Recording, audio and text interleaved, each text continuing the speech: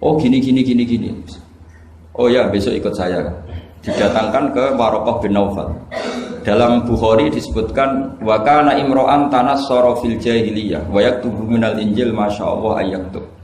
Waraqah bin Naufal itu penginjil. Dia menerjemah Injil dari bahasa Ibrani menjadi bahasa apa? Arab. Ketika Rasulullah ditanya, ma ra'aita itu, madza tara? Apa yang kamu lihat? Terus Nabi cerita itu.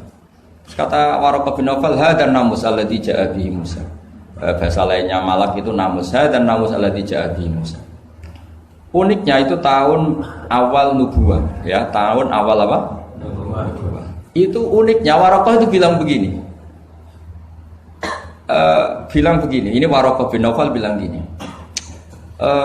Doakan saya ini masih hidup. Khina akhrajaka qaum, ketika kaum kamu ngusir kamu. Kagetnya bukan main Rasulullah, karena Rasulullah itu figur yang menarik, yang simpatik. Beliau putra tokoh, Muhammad bin Abdullah bin Abdul Muttalib bin Hashim, tokoh yang sangat dihormati. Beliau tidak punya kasus, beliau tidak orang yang dibenci, beliau orang yang sangat menarik. Kenapa harus ngalami diusir? Maka Rasulullah tanya, awamu khrijiyahu, masa betul umat saya mau mengusir saya? Tapi siapa? Waraqah tetap bilang, ya letani fiyajat anhina akhrajaka qaum. Doakan semoga saya ini masih kuat ketika engkau diusir kaum. Ini sekalian latihan bahasa Arab, karena sama nama latihan bikin mesin saja ini ambil alatnya bahasa Arab, bahasa Korea ya. Akhirnya kata Waraqah bin Naufal, tidak ada orang yang alami seperti kamu kecuali pasti akan diusir. Falam yalbas yasiron illa antum. Terus kemudian Waraqah tidak lama kemudian meninggal. Ya, yang penting dari ini semua apa? Waraqah itu membaca kriteria para nabi itu pas sekali, dan akhirnya tahun 13 nubuwah Rasulullah mengalami diusir. Kan beliau hijrah itu 13 tahun dari nubuwah, kira-kira umur 53 berapa? 53. Tapi Waraqah sudah mengatakan itu di tahun pertama Rasulullah menjadi nabi, karena definisi nabi itu harus pernah diusir. Maka kalau sampai mengalami diusir oleh nasib itu ya ada alamat. Cuma itu udah alamat nubuwah, alamat terlantar. Itu bedanya. Karena yang nabi sudah ditutup, nggak ada peluang lagi. Jadi, nah, Khadijah itu masih nggak terima, padahal beliau sudah mendapat sekian alamat. Tadi tudzilluhul ghamama tuti'u sahab, ada sekian alamat. Tesnya sudah lulus semua. Rasulullah tadi Maisarah menyaksikan apa, dinaungi oleh apa, mendung tadi, macam-macam. Khadijah itu masih dengan tanda kutip masih agak-agak beli, masih cari definisi yang ini agak absurd lah. Kata Khadijah gini, ya Muhammad, ya Rasulullah, kalau kamu kedatangan teman kamu itu, kalau bilang sohibuka, nanti cerita ke saya.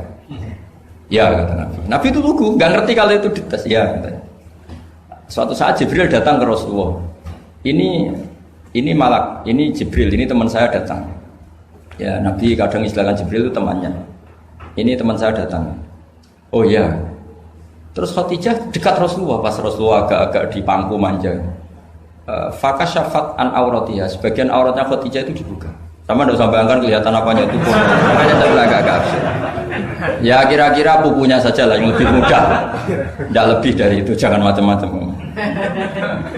Akhirnya terus ditanya, Khadijah tanya, temanmu masih? Enggak, lari. Akhirnya Khadijah ditutup lagi. Khadijah nggak tahu ada Jibril, nggak tahu. Ditutup lagi. Sekarang temanmu di mana? Oh sekarang datang lagi. Oh Nabi diambungi sempurna. Ini yang saya tunggu-tunggu, Kang. Itu malaikat betul, bukan setan. Karena kalau setan tahu aurat kamu tahu. Artinya apa? Dalailun nubuwah itu dikaji sedemikian rupa oleh Khadijah karena beliau ponakan dari penginjil, yaitu Waraqah bin. Tentu zaman itu Injil masih orisinil, bukan kayak yang sekarang Lukas Matius. Tentu jadi Injil di sini bukan konotasi yang muharraf, yang apa? Enggak orisinil ya, tentu yang masih apa? Orisinil. Jadi semuanya mengarah ke pembenaran terhadap kenabian Rasulullah Muhammad SAW. Jadi Khadijah tambah mantu.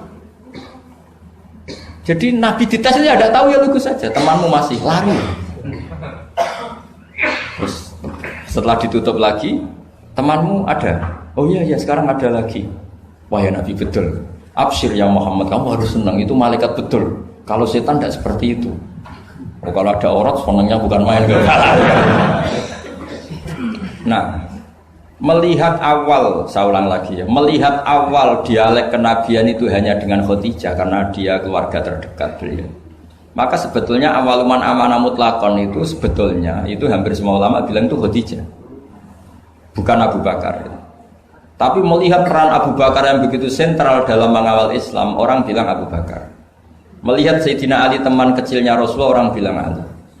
Sehingga berjanji itu, kitab berjanji itu, maulid itu kan sebenarnya kitab sejarah normal biasa, kitab akademik sebetulnya, bukan kitab mantra, kitab akademik. Beliau kalau ngendikan tuh awaluman amra minar rijal Abu Bakar, wa minan nisa Khadijah, wa minas sibyan Ali, wa minal mawali Zaid.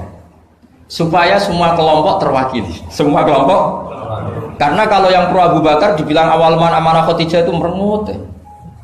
Yang bener aja kayaknya Abu Bakar. Yang pro Khadijah kalau dibilang Abu Bakar juga merengut. Yang pro Ali juga demikian. Akhirnya di tengah-tengah awaluman amana minar rijali Abu Bakrin, wa minan nisa Khadijah, wa minas sibyan Ali, wa minal mawali Zaid bin Harisah. Pertama orang iman dari golongan lelaki tua, rijal lelaki tua, lelaki berumur itu Abu Bakar. Dari perempuan Khadijah, dari anak kecil Ali, dari mawali Buddha dimerdekakan. Jadi itu sudah cara bahasa Arab itu takbir itu redaksi yang agak-agak ngeles. Jadi seperti ginilah, pendiri masjid As-Siratal Mustaqim itu siapa?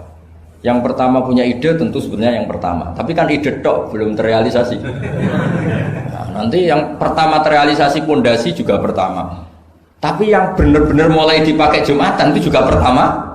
Lagi lah supaya agak sensitif kita ini harus minta pertama semua, mau tidak mau kan kita harus ngomong